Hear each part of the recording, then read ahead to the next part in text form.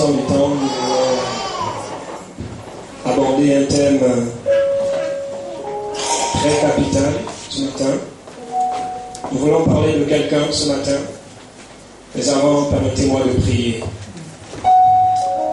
Saint-Esprit, tel que je suis, je me recommande et me présente à toi ce matin. La Bible déclare que nous sommes, Seigneur, ton temple. Seigneur, je prie alors que tu as élu domicile dans mon corps. Parle à un cœur ce matin, je t'en supplie. Seigneur, que les bouchons soient dotés de nos oreilles. Seigneur, ôte en nous les bouchons de nos oreilles. Seigneur, fais tomber les écailles.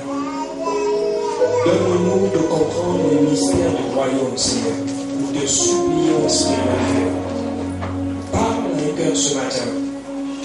La Bible déclare que les paroles que tu nous as dites sont esprit et vie. Seigneur, nous proclamons que la vie soit communiquée à l'instant de ma prière au travers de ta parole. Au nom de Jésus-Christ de Nazareth, Seigneur, que les pensées soient ramenées captives à l'obéissance de ta parole. Au nom de Jésus, je proclame et je déclare une attention particulière, une concentration du Saint-Esprit. Au nom de Jésus, dispose nos cœurs à recevoir de toi, Seigneur. Au nom de Jésus. Amen. Amen. Je suis dans la joie, c'est un privilège, un honneur, mais c'est également une responsabilité que de se tenir devant le peuple de Dieu et parler de sa part. Nous voulons aborder un thème, nous voulons parler de quelqu'un ce matin. C'est une personne capitale dans la vie chrétienne, c'est une personne capitale dans, je vais dire, la création, c'est une personne capitale dans la personne de Dieu, c'est une personne capitale. Et cette personne que nous voulons honorer ce matin, que nous voulons aborder ce matin, que nous voulons rappeler ce matin, c'est la personne du Saint-Esprit. Et nous voulons parler de l'esprit de résurrection qui n'est autre que la personne du Saint-Esprit que nous voulons acclamer ce matin. Levons-nous et acclamons.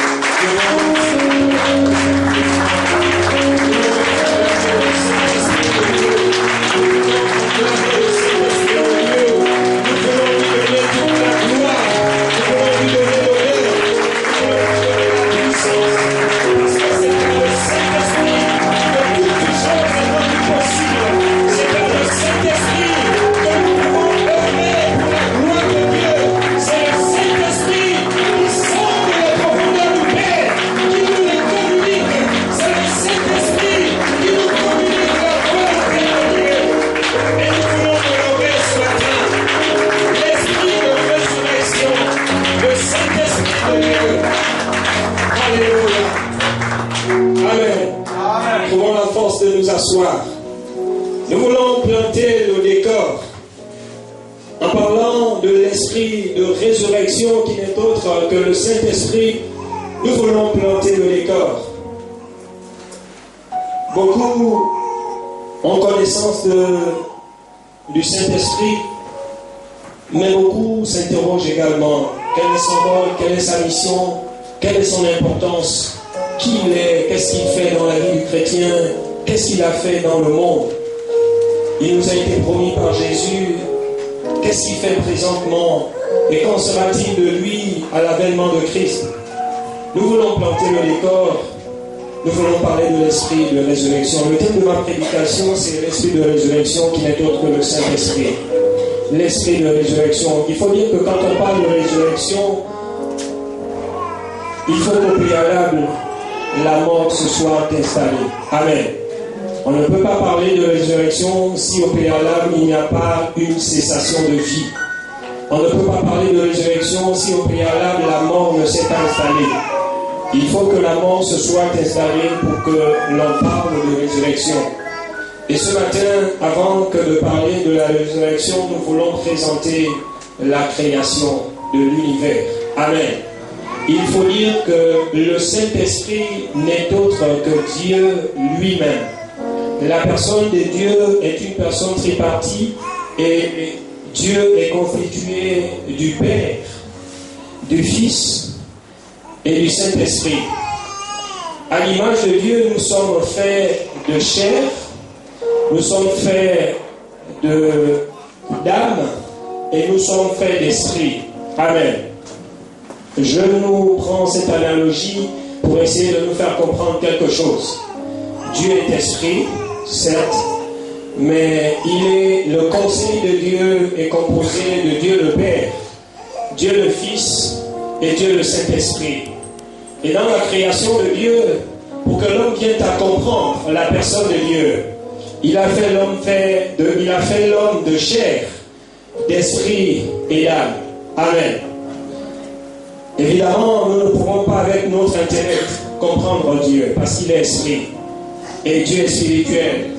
Nous voulons avoir un petit aperçu. Je veux nous dire qu'à la création, du moins avant la création de toutes choses, avant la création de l'univers, il y a ce qu'on appelle le conseil de Dieu qui existait déjà, qui était la base de toutes choses. J'entends par là Dieu le Père, Dieu le Fils et Dieu le Saint-Esprit. Dieu étant là, déjà existant, le conseil de Dieu s'est réuni. Dieu le Père, Dieu le Fils et Dieu le Saint-Esprit. Le conseil de Dieu s'étant réuni, ils ont mis en place un programme que je vais appeler la création. Et la création a été mise en place. La création a été mise en marche. Et la création a commencé sur le plan céleste, au niveau des cieux. Le ciel, avant que d'être créé avec tout ce qui vit, les astres que nous pouvons apercevoir, que nous pouvons voir, il y a que la présence, je vais dire, vivante des êtres célestes a été créée par Dieu. Amen. Le conseil de Dieu, qui n'est autre que Dieu lui-même, a créé la présence céleste, les anges, les archanges et tout ce qui se trouve dans le ciel. Vous lirez la Bible, vous comprendrez que dans le ciel, il n'y a pas que les anges. Lisez le livre d'Apocalypse, lisez le livre des prophètes tels que Jérémie, Ézéchiel. Vous comprendrez qu'en plus des anges, il y a également des êtres vivants. Et vous verrez dans la Bible, il y a les 24 vieillards, d'où le vieillissement sur la terre n'est pas un hasard. Dis à quelqu'un, le vieillissement sur la terre n'est pas un hasard. C'était pensé et conçu de Dieu. Non, dis-le, c'était pensé et conçu de Dieu. Dis-le à ton frère. Mais pourquoi tu as peur de vieillir? Pourquoi tu as peur de vieillir? Amen. C'est dans le programme de Dieu. Tout ce que Dieu fait est bon. Amen. Il nous a donné de naître, nous grandissons et arrive 20 ans de vieillissement. Amen. Et Dieu a créé les êtres célestes. Et parmi ces êtres célestes, il a créé, du moins, parmi ces êtres célestes, il y avait Lucifer. Je l'ai dit déjà ici une fois, l'ange de lumière, qui était peut-être pas dans le conseil de Dieu, mais qui était dans la présence de Dieu, qui était aux côtés de Dieu, qui était au parfum de l'information du conseil de Dieu. Amen. Qui savait tout ce que Dieu devait entreprendre et à qui Dieu avait mis une certaine confiance, à qui Dieu avait donné pas mal de responsabilités, à savoir la responsabilité de la louange dans les cieux. Amen. Lucifer. Vous discuterez avec les païens, ils vont vous dire, mais c'est Dieu qui a créé Satan. Non, dites-leur que ce n'est pas Dieu n'a pas créé Satan. Dieu, à la base, a créé Lucifer. Vous comprendrez, je suis en train d'aller quelque part. Et lorsqu'il a créé les êtres célestes, Lucifer avec, il se trouve que Dieu ayant mis en place un programme, celui de la création, non seulement de l'extension de la création céleste, mais également de la création terrestre, il se trouve que Lucifer, étant informé de la création, je veux dire de l'extension de la création de Dieu, a eu a pensé dans son cœur qui pourrait être le gérant, le patron, le Dieu de cette nouvelle création que Dieu ferait. Et des pensées sont montées dans son cœur. L'orgueil est monté dans son cœur. Et Dieu, conscient de ce qui se passait dans le cœur de Lucifer, à cause de ce que la présence de Dieu est sainte, et que la sainteté de Dieu ne permet pas de telles pensées, Dieu a trouvé qu'il était bon qu'il l'éloigne de sa présence. Amen. Mais le conseil de Dieu avait déjà pensé la création. Et la création ne pourrait pas s'arrêter en dépit du fait que Lucifer s'était enorgueilli et avait voulu être au-dessus de la création de Dieu dans la gestion. Et ce qui va se passer, c'est que dans le livre d'Apocalypse, le chapitre 12, vous pouvez noter pour lire à la maison, la Bible dit qu'il y eut une guerre dans le ciel. Amen. Dieu ne s'est pas battu, du moins Dieu n'a pas fait la guerre avec Lucifer, parce qu'il est tellement grand, tellement saint, et c'est lui qui a créé cet être. Et donc il a chargé à Michael, l'ange de combat, il a chargé à Michael de mettre Lucifer hors de sa présence. Apocalypse 12, vous lirez à la maison. Et c'est ce qui s'est passé. Il y a eu une guerre. Et Lucifer a été éloigné de la présence de Dieu. Il a été éloigné de la présence de Dieu. Lucifer n'est pas sorti de la présence de Dieu tout seul. Lucifer est sorti de la présence de Dieu avec une partie d'anges qui l'ont suivi. Et finalement, le cours de la création est en marche. Dieu a fait les astres, il a fait le soleil, il a fait la terre, il a fait la lune, il a fait tout ce qui se trouve. Il a créé l'univers et il a couronné, n'est-ce pas, ce chef-d'œuvre par la création de l'homme que nous sommes. Amen. Et nous voulons ouvrir nos Bibles dans le livre de Genèse, chapitre 2. Nous sommes au verset 7.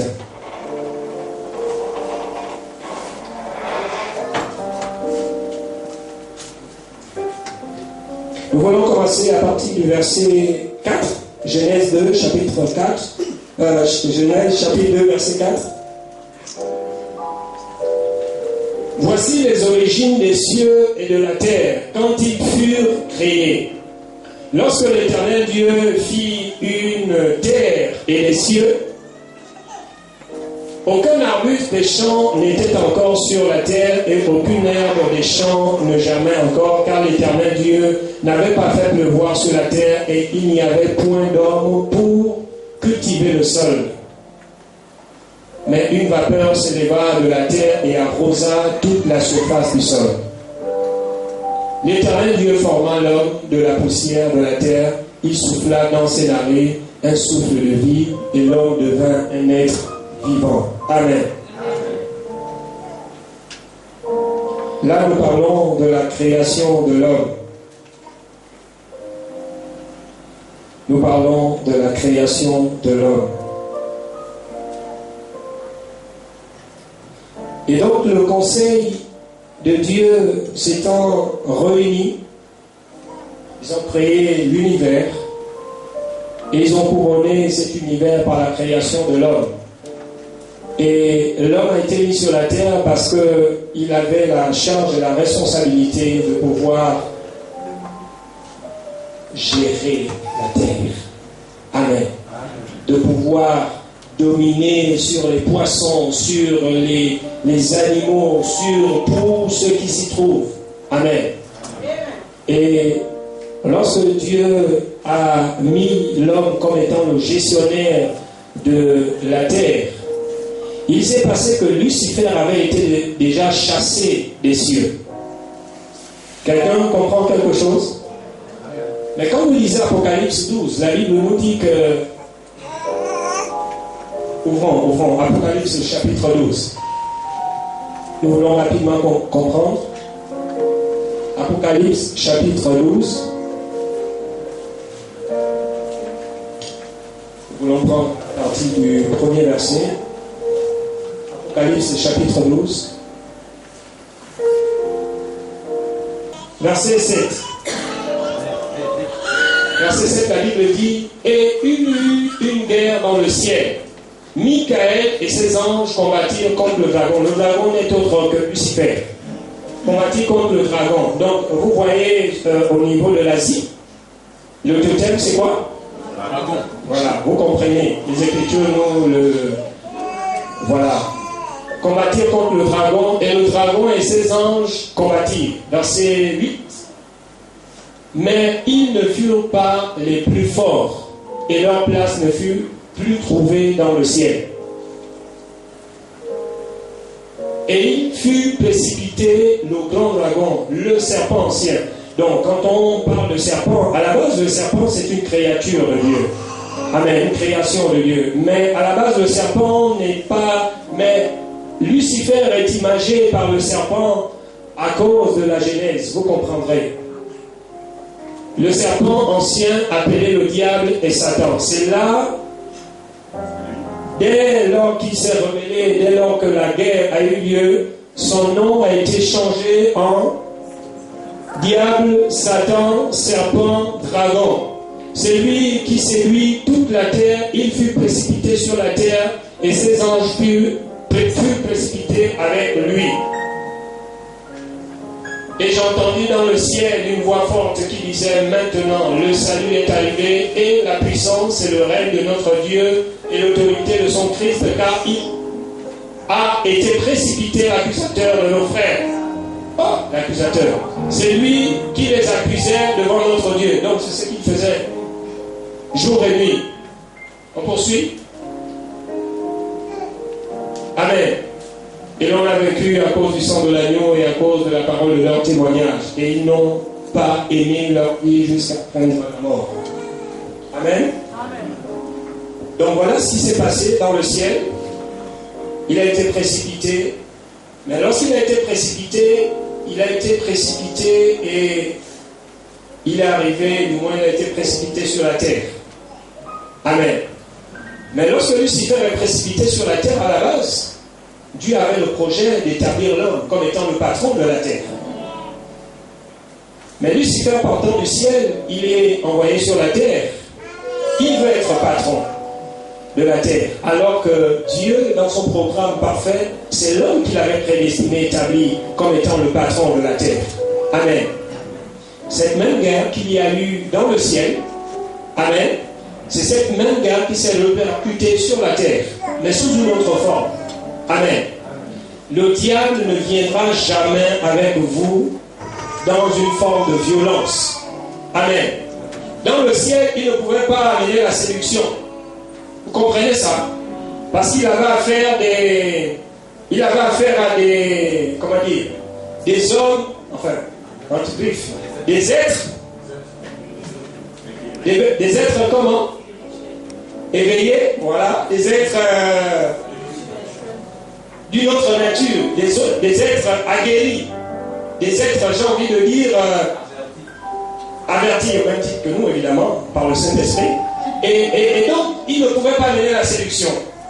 Et ce qui s'est passé, c'est que sur la terre, il ne pouvait pas mener la violence, il ne pouvait pas mener la guerre, il ne pouvait pas, du moins la guerre qu'il a menée, il ne pouvait pas le faire de façon violente. Il fallait qu'il le fasse d'une certaine manière. Pour ce faire, il est passé par ce qu'on appelle la séduction. Et il a regardé entre l'homme et la femme. Les femmes, pardonnez-moi. Il a pris le maillot. Je me laisse sortir. Non. Quand je parle de maillot faible, c'est pas tant sur les aspects de la vie, non. Quand je parle de maillot faible, c'est sur la force physique. Il a pris le maillon faible, la femme. Mais tenez-vous bien qu'ayant pris le maillon faible, là je plante le décor, rassurez-vous, nous allons être dans les temps. Et quand il prend le maillon faible qu'est la femme, mais il profite de l'absence de l'autorité. Quelqu'un comprend quelque chose? Amen. Nous les hommes mariés, là, on taquine toujours nos femmes quand nous ne sommes pas là. Les enfants, toujours taquiner quand papa et maman ne sont pas là. Le désordre se fait dans la nation quand l'autorité établie par Dieu, qui est le chef de l'État ou les ministres et autres, ne sont toujours pas là. C'est pas biblique, hein? C'est païen. Quand le chat n'est pas là, c'est ce qui s'est passé.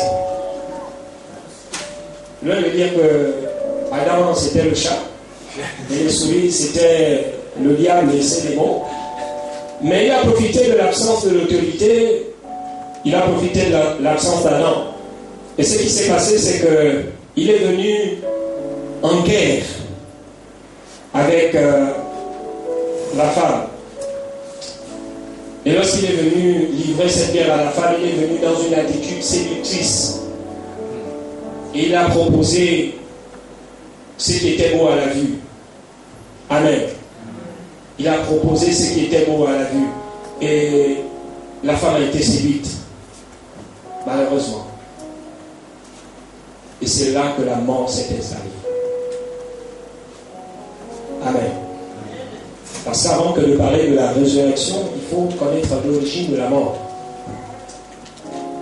La mort avait commencé lorsque, du moins la mort avait pris effet lorsque Lucifer et sa cohorte des démons sont partis du ciel. Lorsqu'ils ont été précipités, la mort est née. Amen. Et à quel moment la création terrestre de Dieu est contaminée par la mort? Le péché originel. Lorsque Adam et Ève mangent le fruit défendu par Dieu, l'arbre de la connaissance du bien et du mal, planté au milieu du jardin, la mort s'installe. Ce sont les païens qui disent que Dieu ne dort pas. Mais c'est vrai, ni le sommeil ni le dort, c'est biblique. C'est lui qui garde Israël. Amen. Amen. Mais Dieu, c'était un stratège. Il avait déjà pensé.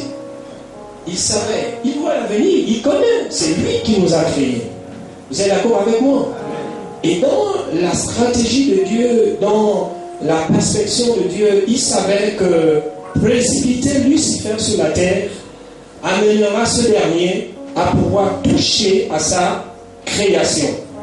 Amen. Donc la solution de Dieu était déjà pensée. L'esprit de résurrection devait se mettre en action avec celui-là qui est le Fils de Dieu, tous deux membres du conseil de Dieu qui ne sont autres que Dieu lui-même. Dieu le Père, le Fils, le Saint-Esprit. Jusque là, quelqu'un comprend quelque chose? Amen. Et ce qui se passe, c'est que dès que la mort s'est installée, la maladie s'est installée dans la vie de l'homme, dans la vie d'Adam, dans la vie de Ève. Les plantes, toute la création terrestre a été contaminée. La Bible ne dit-elle pas que le monde attend avec un ardent désir? La création, allais-je dire, attend avec un ardent désir quoi? Mais ça veut dire quoi? Ça veut simplement dire que la création contaminée par le péché via la mort a besoin des enfants de Dieu que nous sommes pour communiquer la vie de Dieu afin que la vie reprenne dans la création tout entière. Amen. Amen. C'est ça le rôle du Saint-Esprit dans ces temps de la fin. Et comme Dieu n'a pas de pieds que nos pieds, il n'a pas de mains que nos mains, il n'a pas de bouche que nos bouches, Dieu se choisit des instruments qui vont apporter la vie quelque part. Amen. Et ces instruments qui vont apporter la vie ont besoin réellement d'avoir la connaissance de celui qui apporte la vie. L'esprit de la résurrection, le Saint-Esprit de Dieu. Tu ne peux pas faire la chose de Dieu si tu n'as pas réalisé que c'est le Saint-Esprit qui te donne de la faire. Ce n'est pas possible. La chose de Dieu ne se fait pas avec notre intellect. La chose de Dieu ne se fait pas avec notre raisonnement. La chose de Dieu ne se fait pas avec nos biens matériels. Quand bien même nos biens matériels sont là pour accompagner la chose de Dieu. Mais la chose de Dieu est d'abord spirituelle. Parce que Dieu est esprit et ceux qui adorent doivent l'adorer en esprit et en vérité. Et si tu veux faire la chose de Dieu, tu as besoin de réaliser la présence de l'esprit de résurrection, le Saint-Esprit de Dieu, qui est présent dans ta vie. Le Saint-Esprit qui veut faire des choses dans ta vie. Mais c'est quoi sa mission? C'est quoi la mission du Saint-Esprit dans la vie du chrétien que nous sommes? C'est quoi la mission du Saint-Esprit? Nous voyons, à la lumière de ce petit récit, allais-je dire, nous voyons que le Saint-Esprit, il participe au conseil de Dieu. Ouvrons la Bible dans le livre de la Genèse, le chapitre 1, le verset 26. Genèse, chapitre 1, verset 26.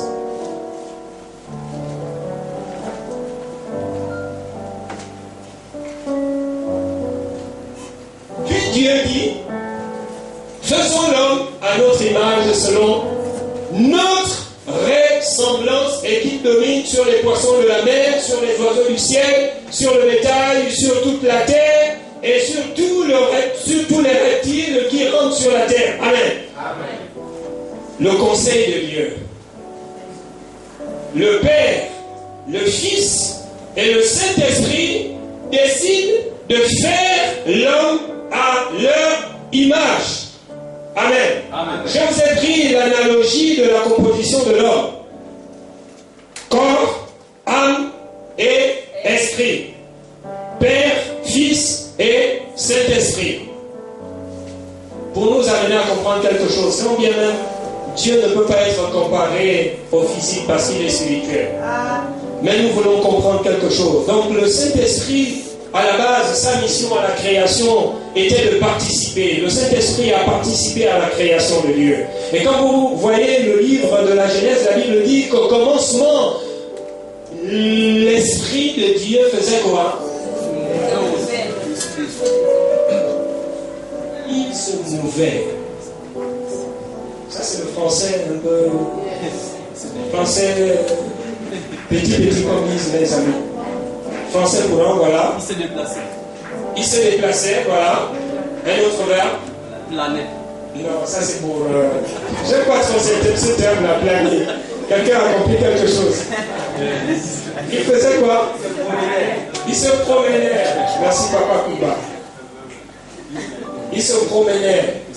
Mais il se promenait dans un but. Amen. Essayer d'apporter la vie de Dieu. C'était sa mission à la création. Mais il avait également sa mission à la création, c'était d'apporter la vie de Dieu de façon générale, mais également dans l'homme. Ouvrons la Bible dans le livre de Genèse, le chapitre 2, le verset 7. Genèse, chapitre 2, verset 7. L'Éternel Dieu forma l'homme de la poussière de la terre. Il souffla dans ses narines un souffle de vie et l'homme devint un être vivant. Amen. Vous pensez que le souffle que Dieu souffle, qu'il communique à l'homme là, c'est qui? C'est son esprit. C'est le Saint-Esprit. Amen. Amen. Il souffle la vie de Dieu. Ne vous en faites pas. Il n'y a pas confusion avec la personne de Jésus parce que la Bible dit que Jésus est le chemin, la vérité, la vie. Ne vous en faites pas. Nous arrivons quelque part. Dieu a façonné la terre.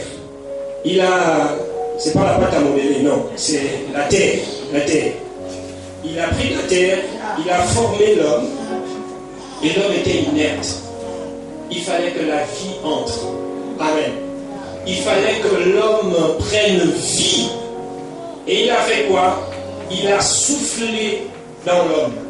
En d'autres termes, il a communiqué à l'homme la vie de Dieu. Et l'homme est devenu quoi? Un être vivant. Et je vais annoncer à quelqu'un bonne nouvelle ce matin, c'est qu'une fois de plus encore, Dieu t'a compté parmi les vivants ce matin. Amen. Amen. Il t'a compté parmi les vivants ce matin. Tu n'es pas seulement vivant physiquement parce que je peux te voir. Mais tu es aussi vivant spirituellement parce que tu es compté parmi les vivants en Christ Jésus. Acclame Jésus. Amen.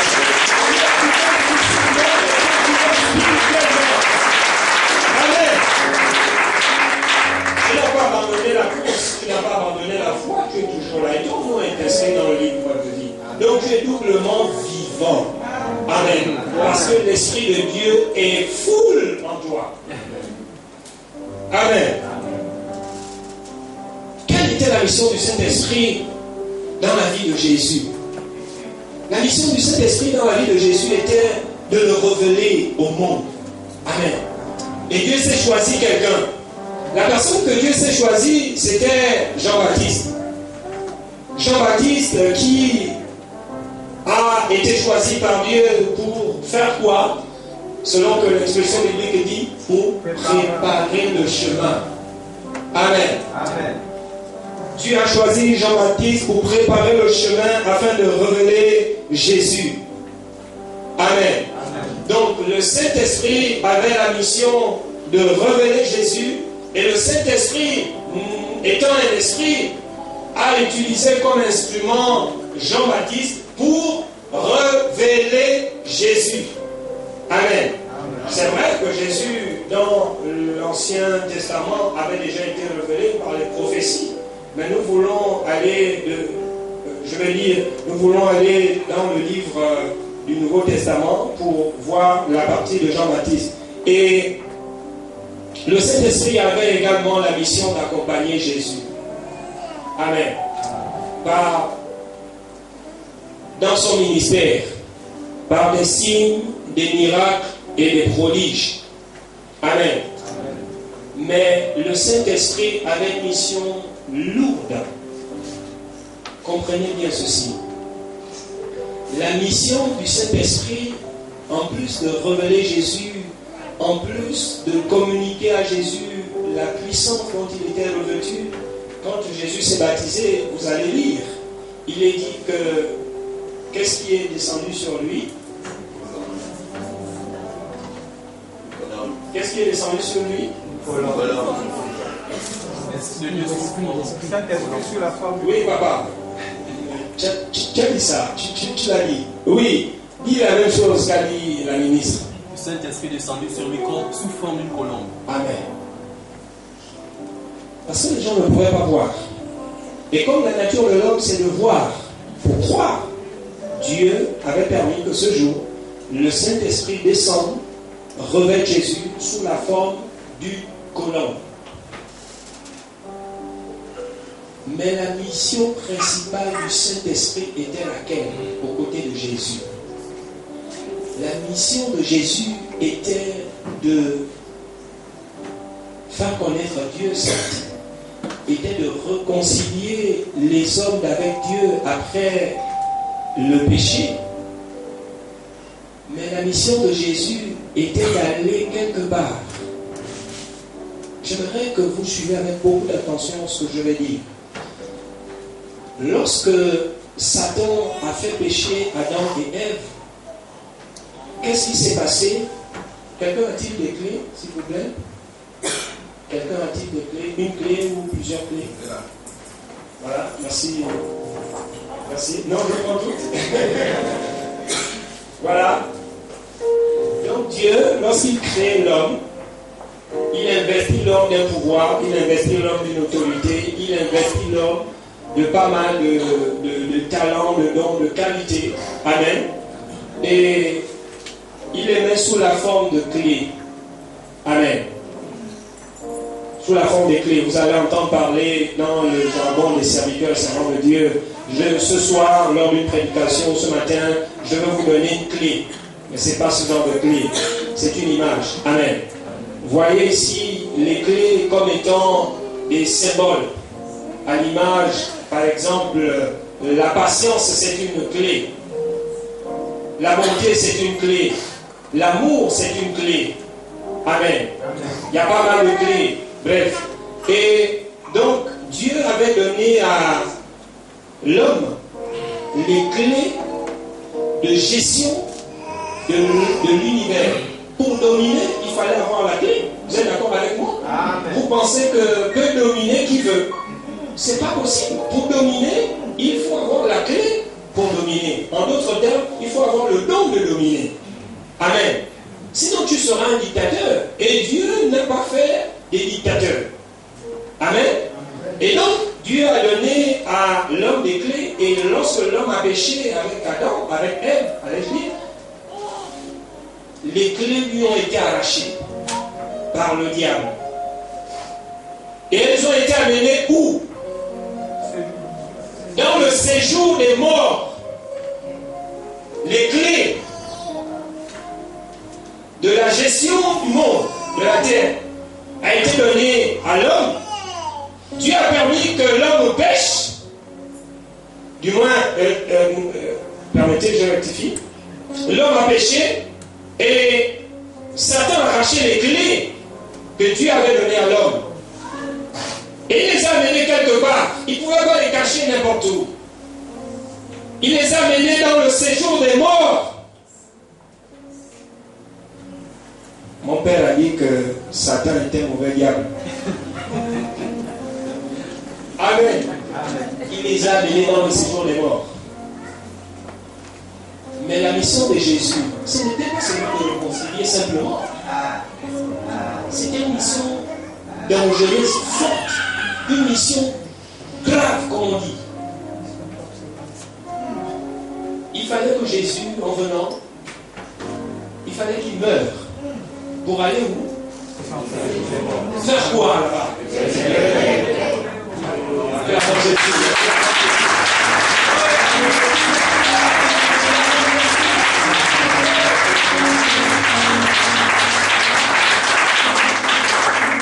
Quelqu'un qui prend le risque d'aller au séjour des morts, récupérer les clés, et vous ne voulez pas le vénérer.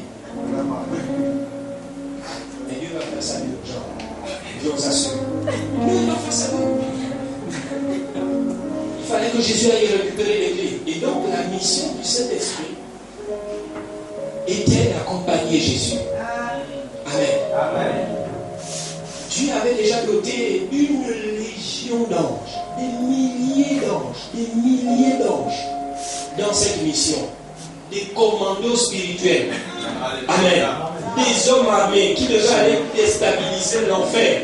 Pour faire quoi? Délivrer Jésus, le sortir alors que Jésus avait récupéré les clés. Mais Jésus n'est pas seulement allé récupérer les clés. Et donc, il s'est passé quelque chose. Lorsque Jésus est descendu dans les enfers, ouvrons nos Bibles dans le livre de Matthieu 28. Matthieu 27, verset... On va lire à partir du verset 51. Matthieu 27, chapitre 27, le verset 51. Matthieu, chapitre 27, le verset 51. La Bible dit, et voici le voile du temple se déchira en deux, depuis le haut jusqu'en bas. La terre trembla, les rochers se fendirent. Les sépulcres s'ouvrirent et plusieurs corps des saints qui étaient morts faisaient quoi? Acclamons Jésus.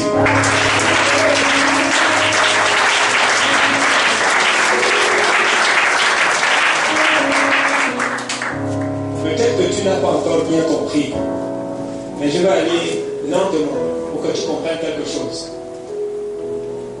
Jésus est sur la croix. Il rend l'âme. Il n'a même pas encore foulé les pieds dans le séjour des morts. Le Saint-Esprit de Dieu, l'Esprit de résurrection qui nous précède toujours, où que nous allions, quoi que nous fassions, qui soit conforme, je précise attention, qui soit conforme à la volonté de Dieu, il nous précède toujours. Avait déjà envoyé des chargés de mission. Allez ouvrir les sépulcres. La Bible dit les sépulcres s'ouvrirent et plusieurs corps des saints qui étaient morts ressuscitèrent. La puissance de la résurrection qui est en mouvement ce matin. Amen. Et lorsque Jésus est parti, il fallait que Jésus aille récupérer les clés. Et la Bible nous dit que Jésus étant descendu pour récupérer les clés, la Bible nous dit, ouvrons nos Bibles, avant que nous continuions.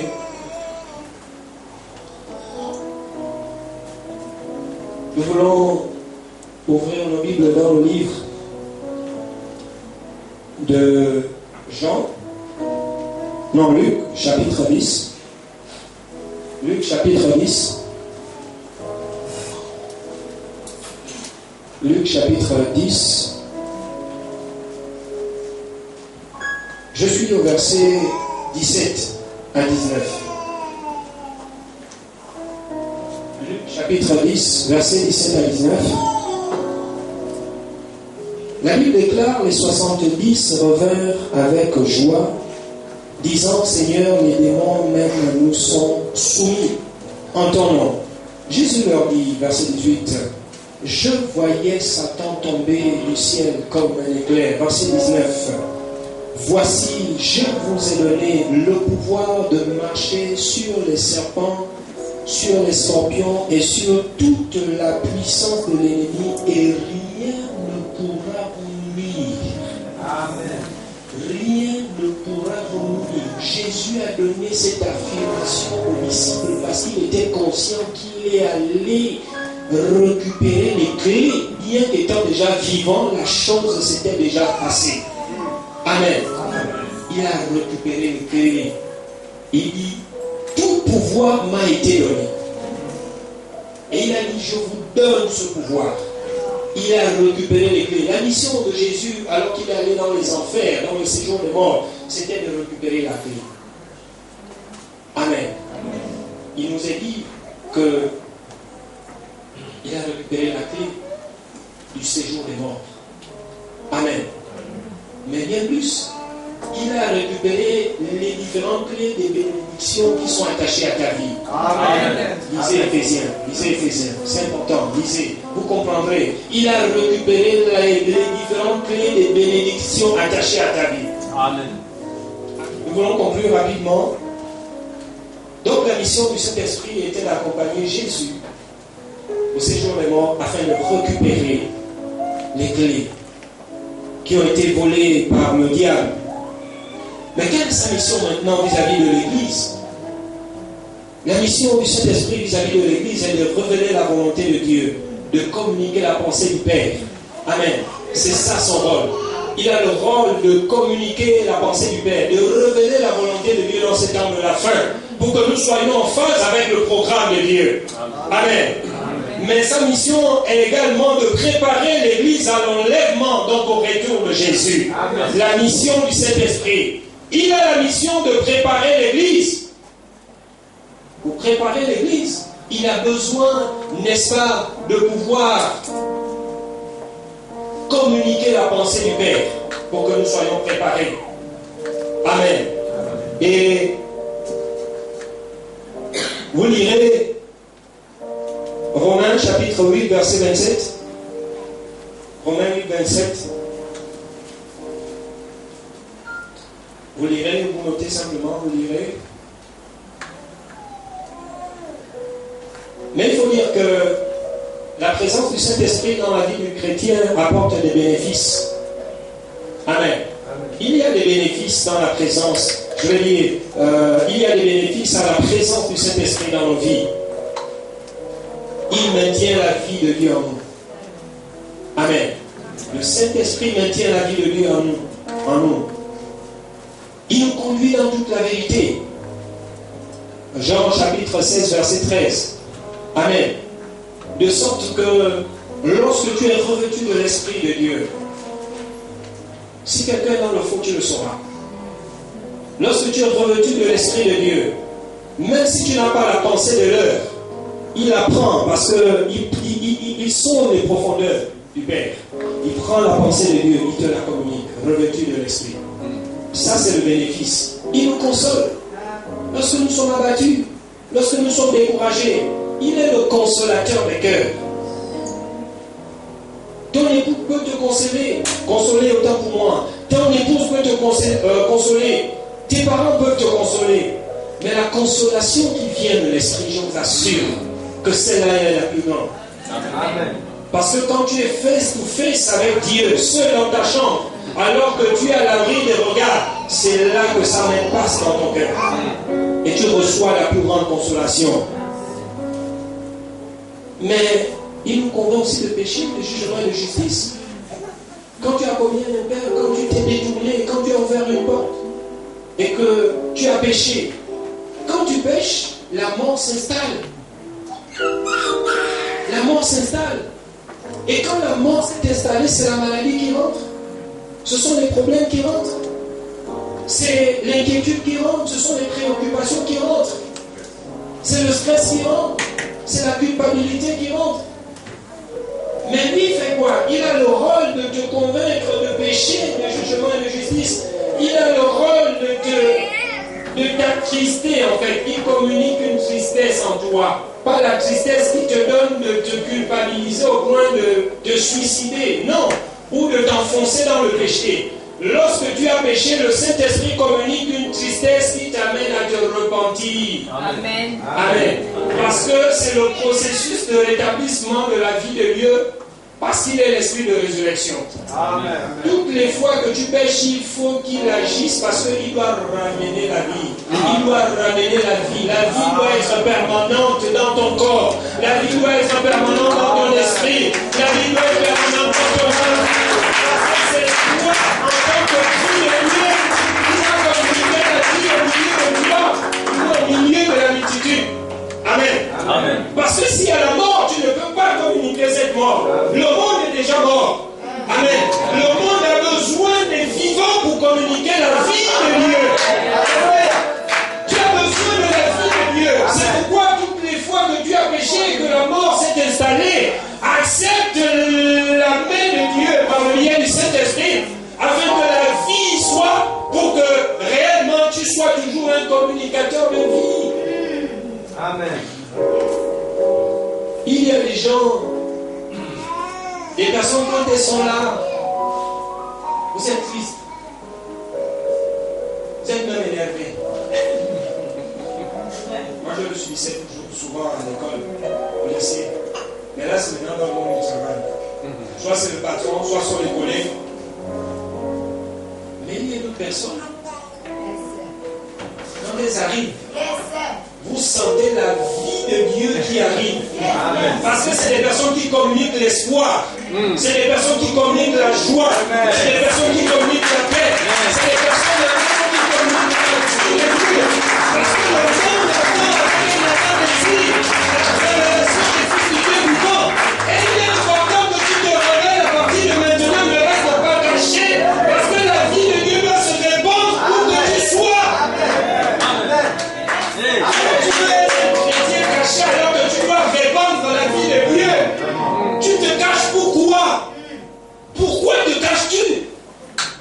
La vie de Dieu en toi, c'est full au-delà de toi. Tu dois communiquer la vie par ta présence. Tu dois communiquer la vie par tes conseils. Tu dois communiquer la vie par ton aide. Tu dois communiquer la vie par tes exhortations. Tu dois communiquer la vie par ta prière. Tu dois communiquer la vie par ce que Dieu met en toi. Amen. Tu veux rester comme si la chose de Dieu, c'était que le pasteur, les ministres, les diacres, ceux qui sont élevés. Non, toi aussi en tant que chrétien, sachant que tu as la vie de Dieu, tu dois la communiquer. Parce que l'esprit de la résurrection vit en toi. L'esprit qui ramène à la vie. Tenez-vous bien, toutes les fois que nous péchons, Satan enlève les clés en rapport avec certaines bénédictions. Amen. Amen. Le rôle du Saint-Esprit, c'est de travailler de sorte que tu rétablisses l'arche de Dieu dans ton cœur. En d'autres termes, que tu rétablisses la communion avec Dieu pour que ces clés-là, dès que la communion avec Dieu est rétablie, Jésus fait quoi? Il va les reprendre. Amen. Il te les redonne. Amen. Amen. Amen. Le Saint-Esprit nous aide à vivre dans la sainteté. Je vous assure que vous ne pouvez pas. Ce n'est pas possible. Quel que soit ton nombre d'années dans le Seigneur, si tu ne fais pas confiance au Saint-Esprit, tu ne peux pas. C'est pas possible. Philippiens chapitre 2, verset 13. Philippiens chapitre 2, verset 13. Car c'est Dieu qui produit en vous le vouloir et le faire, selon son bon plaisir. Amen. Amen. La chose de Dieu, là, tu ne peux pas faire ça avec. C'est pas possible. C'est pas possible.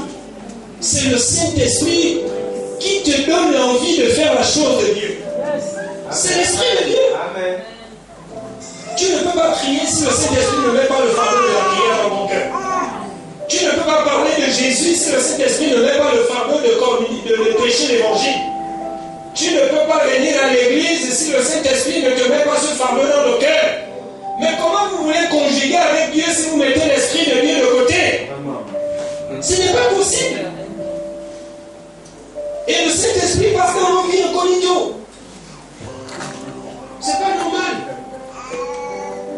Mais les conséquences de l'absence du Saint-Esprit dans nos vies, ça porte la mort. Quand l'Esprit de Dieu se retire, c'est la cessation de tout. La vie cesse. La vie s'arrête. La preuve, c'est que vous voyez même quand quelqu'un rend l'âme, qu'est-ce qui se passe? Il devient inerte. Il est mort. Amen. Quand il y a une maladie dans le corps, quand il y a, je ne sais pas, vous avez péché et qu'il y a un domaine de vos vies qui est, de votre vie autant pour moi, qui est affecté par le péché, qu'est-ce qui est installé? C'est la mort. Vous avez l'impression que les choses n'avancent pas. Lorsque le Saint-Esprit se retire, la couverture de Dieu aussi se retire. Amen. Lorsque le Saint-Esprit se retire, la couverture de Dieu se retire. Et la couverture de Dieu, c'est comme un manteau qui nous enveloppe. Ça nous protège de beaucoup de choses. À l'image de la nuée qui couvrait qui précédait le peuple de Dieu de jour.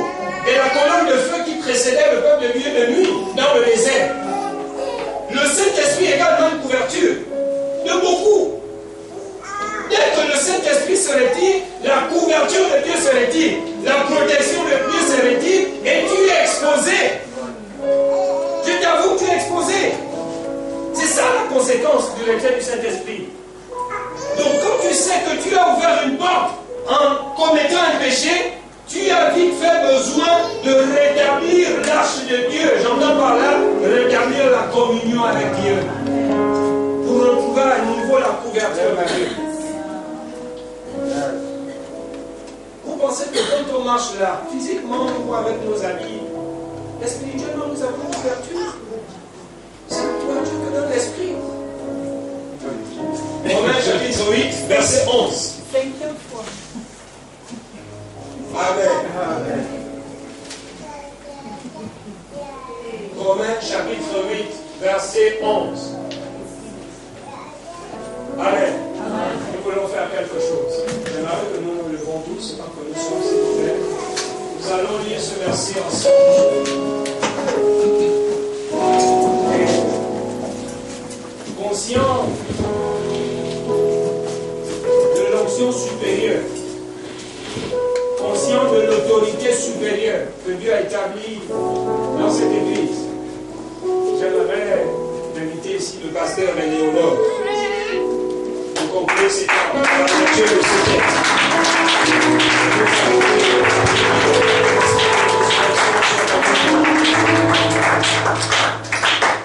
Alléluia. Amen, amen. Est-ce que quelqu'un a été béni ce matin? Alléluia.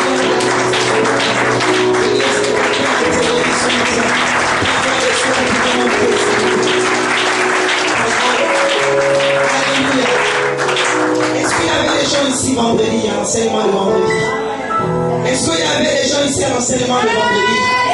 Est-ce que tu reçois la double portion? Est-ce que tu es béni doublement? Alléluia. Alléluia. Ce matin, nous allons prier chacun pour sa part. Nous allons réclamer l'esprit de résurrection. Amen. Alléluia.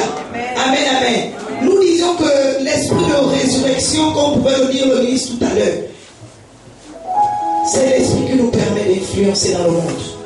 Alléluia. L'esprit de résurrection, c'est l'esprit qui te permet de tenir debout devant les situations, devant les obstacles. J'ai envie de dire l'esprit de résurrection, c'est l'esprit qui fait de toi un homme affranchi et une femme affranchie. Je dis l'esprit de résurrection, c'est cet esprit qui fait de toi une femme et un homme libre.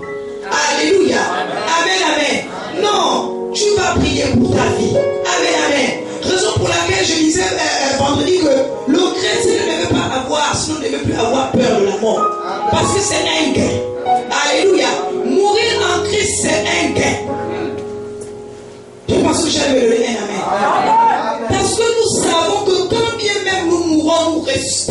jours. Alléluia. La Bible dit que le corps que nous portons maintenant, c'est un corps corruptible. Mais nous allons ressusciter dans un corps incorruptible. Donc la mort ne peut pas nous effrayer. Alléluia. C'est pourquoi tu vas réclamer l'esprit de résurrection sur ta vie. Tu vas appeler l'esprit de résurrection là où la mort a résidé pendant longtemps. Amen, amen. Si tu as besoin d'influencer, je vais dire dans ton lieu de travail, dans ta famille, même à l'église, tu as besoin d'avoir l'esprit de résurrection. Je dis, tu as besoin d'avoir l'esprit de résurrection. Jésus est parti dans le séjour des morts. Il a pris les clés et il est sorti victorieux. Il a les clés de la vie de chaque homme entre ses mains. Alors le monde ne peut pas t'effrayer. Alléluia. Il t'a donné la domination du monde. En quoi tu domines? Alors que comme disait tout à l'heure, nous sommes dominés par le monde. Le monde nous domine par toutes les situations, par toutes les circonstances. Alors nous disons que nous avons un esprit plus fort. Nous avons un esprit plus puissant. Alléluia. Est-ce que vous vous êtes posé la question lorsque le ministre Wilfried a lu tout à l'heure l'évangile de Matthieu 28, on a dit que la terre a tremblé et les gens ont eu peur.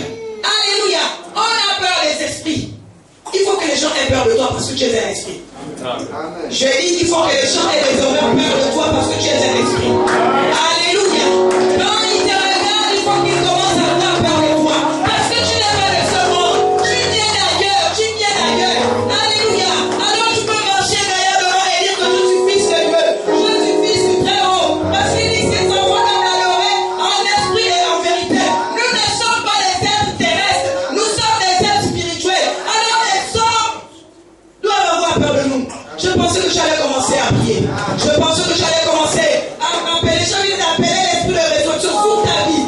Réclame l'esprit de résurrection. C'est cet esprit qui te permet de marcher puissamment sur la terre. C'est cet esprit qui te permet, j'ai envie de tenir face à toutes les circonstances, à toutes les situations néfastes. C'est cet esprit qui te rend fort, vigoureux, bouillant et courageux, afin de marcher victorieusement dans la vie. Est-ce que tu peux élever ta voix? Élève ta voix. Gloire au Seigneur. Est-ce que tu peux te tenir comme un fils de Dieu, un fils du Très-Haut? Alléluia. Et proclamer ces paroles. J'ai pas envie de vous influencer parce que c'est moi qui ai le micro. Donc que ma voix ne porte pas, je vais laisser le micro et nous tous nous allons proclamer ça. Alléluia. À haute et intelligible. Et c'est parti. Et si l'esprit de celui qui a ressuscité Jésus d'entre les morts habite en vous, celui qui a ressuscité Jésus d'entre les morts. Le vous là, on va mettre chacun, on va s'identifier. Alléluia. On va s'identifier à moi. Amen. On va commencer. Et si l'esprit de celui qui a